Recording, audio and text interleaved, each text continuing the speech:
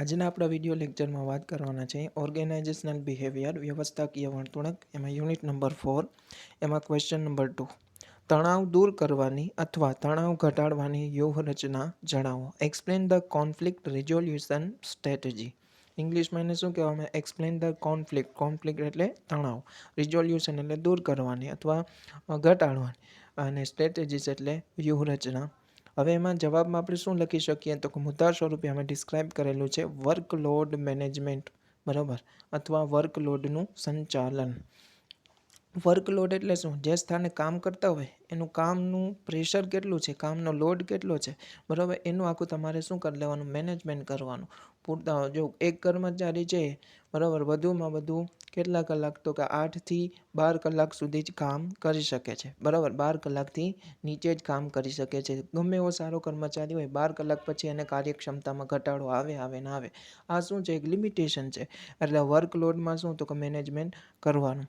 પછી સેકન્ડ નંબરમાં આવે છે સ્પષ્ટ સંદેશા વ્યવહાર, ક્લિયર કમ્યુનિકેશન. જે માહિતી સંચાર કરવાની હોય કર્મચારીઓ વચ્ચે, બરાબર, એ કેવી હોવી જોઈએ તો કે ઉચ્ચ કક્ષાના અધિકારીઓ, મધ્ય કક્ષાના કર્મચારીઓને અથવા અધિકારીઓને અથવા નિમ્ન કક્ષાના અધિકારીઓ, ત્રણેય સ્તરો વચ્ચે જે માહિતી સંચારની પ્રક્રિયા થતી હોય એકદમ કેવી હોવી જોઈએ? સ્પષ્ટ હોવી જોઈએ, ક્લિયર હોવી જોઈએ. પછી થર્ડ નંબરમાં આવે છે પરિવર્તનશીલતા, ફ્લેક્સિબિલિટી હોવી જોઈએ. જે વર્ક બિઝનેસનું વાતાવરણ છે, બિઝનેસ જ્યાં કરો છો અથવા ઓર્ગેનાઇઝેશનલ છે, વ્યવસ્થા છે, આખું માળખું, એમાં શું હોવું જોઈએ? પરિવર્તનશીલતા હોવી જોઈએ. સમય, સંજોગ અને સ્થળ મુજબ શું તો કે કોઈ બી એવા સર્કમટેન્સીસ ક્રિએટ થાય, સંજોગો ક્રિએટ થાય, એટલે પરિવર્તનશીલતા હોય તો આપણે ક્લિયરલી અથવા સારી રીતે આપણું વર્ક મેનેજ કરી શકીએ. પછી ફોર્થ આવે છે તાલીમ, ટ્રેનિંગ પ્રોવાઈડ કરવી, બરાબર. ટ્રેનિંગથી શું તો કે કર્મચારી તણાવમાં ઘટાડો થાય. કેવી રીતના તો કે સારું કોઈ એવું ટેકનોલોજીવાળું મશીન આપણે લઈ આવ્યા જે આપણા જૂના કર્મચારીઓ છે એને ચલાવતા આવડતું નથી, તો એ તણાવમાં સર્જાશે. શું કામે તો કે હવે કાલથી આપણે આ મશીન ઉપર કામ કરવું જોઈશે, એને મશીન તો ચલાવતા આવડતું નથી, બરાબર. તો બદલામાં શું તો એને ટ્રેનિંગ આપેલી હશે, ટ્રેનિંગ પ્રોવાઈડ કરેલી હશે તો સારી રીતે મશીન ઉપર વર્ક કરી શકશે, મશીન ચલાવી શકશે, એટલે એનાથી તણાવમાં ઘટાડો થાય. પછી ડેવલપમેન્ટ, કર્મચારીનું શું તો કે સમય જેમ જેમ જતો રહે, બરાબર, નવી ટેકનોલોજી, નવા માહિતી સંચારના સાધનો, કંપની રિલેટેડ કોઈ બી બીજા સાધનો, સંસાધનોની નવી શોધખોળ થતી જ રહેતી હોય છે, બરાબર. અટાણા ટેકનોલોજીકલ આખો યુગ આવી એટલે સમય જેમ જેમ જતું ગયું એમ આધુનિકતા આવતી જાય છે. આધુનિકતા આવતી જાય એવી રીતના તાલીમ અને વિકાસ દ્વારા કર્મચારીને શું તો કે એના સ્કિલમાં, કૌશલ્યમાં વધારો આપણે કરવો જોઈએ, જેથી કરીને એનામાં તણાવમાં ઘટાડો કરી શકીએ. પછી શું તો કે કર્મચારીને માન્યતા આપવી, રિકોગ્નાઇઝેશન. આપણે કંપનીની અંદર વર્ક કરે છે, સારું એવું વર્ક કરે, બદલામાં ફાઇનાન્શિયલી રીતે, નોન ફાઇનાન્શિયલી રીતે શું તો કે એને માન્યતા, પ્રોત્સાહન પૂરું પાડવું જોઈએ. પછી ટુ એપ્રિશિએટ, પ્રશંસા કરવી. સારું વર્ક કરે છે, બરાબર, સારું પ્રદર્શન કરે છે કાર્યમાં, તો એને શું તો કે પ્રશંસા, વખાણ કરવા જોઈએ. એના કારણે બી એના તણાવમાં ઘટાડો થાય. પછી સુખાકારીના કાર્યક્રમો, વેલબિંગ પ્રોગ્રામ. વેલબિંગ પ્રોગ્રામ એટલે સુખાકારીના કાર્યક્રમો એટલે શું તો કે સમયાંતરે કર્મચારીને શું તો કે રજા આપવી જોઈએ, બરાબર, કામ ઉપરથી વહેલા છૂટા કરી દેવાના, બરાબર. પછી કર્મચારીના બાળકોને મફત એજ્યુકેશન, ફ્રી એજ્યુકેશન પ્રોવાઈડ કરવાનું, ટેલિફોનિક ફેસિલિટી આપવાની, લેપટોપની સુવિધા આપવાની, બરાબર, ટેબ્લેટ આપવાના. પછી એન્ટરટેનમેન્ટ, કોઈ બી એવી મનોરંજન કાર્યક્રમ ગોઠવવાના. આ બધું સુખાકારીના. પછી આરોગ્યલક્ષી કાર્યક્રમો ગોઠવવાના. આ બધી સુખાકારીના કાર્યક્રમમાં સમાવેશ થાય છે, બરાબર, જેથી કરીને કર્મચારીના શું તો કે તણાવમાં ઘટાડો કરી શકીએ. પછી આવ્યું છે ટીમ નિર્માણ, ટીમ બિલ્ડિંગ, બરાબર. ટીમ બિલ્ડિંગમાં શું તો કે કર્મચારી જે વર્ક કરતા હોય એમાં એક કર્મચારી ના હોય, એક કરતાં વધારે કર્મચારીઓનો સમાવેશ થતો હોય. કર્મચારી વચ્ચે શું તો કે ટીમ બંધાય, બરાબર, જૂથ રચાય.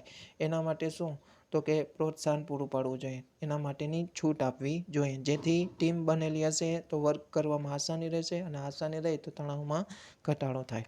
પછી આવેલું છે સંઘર્ષનું સમાધાન. જે સંઘર્ષ છે, કોન્ફ્લિક્ટ, એનું શું તો કે આપણે સમાધાન કરવું જોઈએ. જે સમસ્યાઓ સર્જાણી હોય એની કારણે કર્મચારીઓને સંઘર્ષ કરવો પડતો હોય, એ સંઘર્ષ કરવો પડતો હોય તમામ બાબતોનું આપણે શું તો કે સમાધાન લાવી દેવાનું.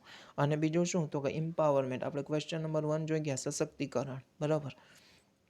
તાલીમ દ્વારા, બઢતી દ્વારા, બરાબર, ઘણા બધા એમ્પાવરમેન્ટના રસ્તાઓ હતા.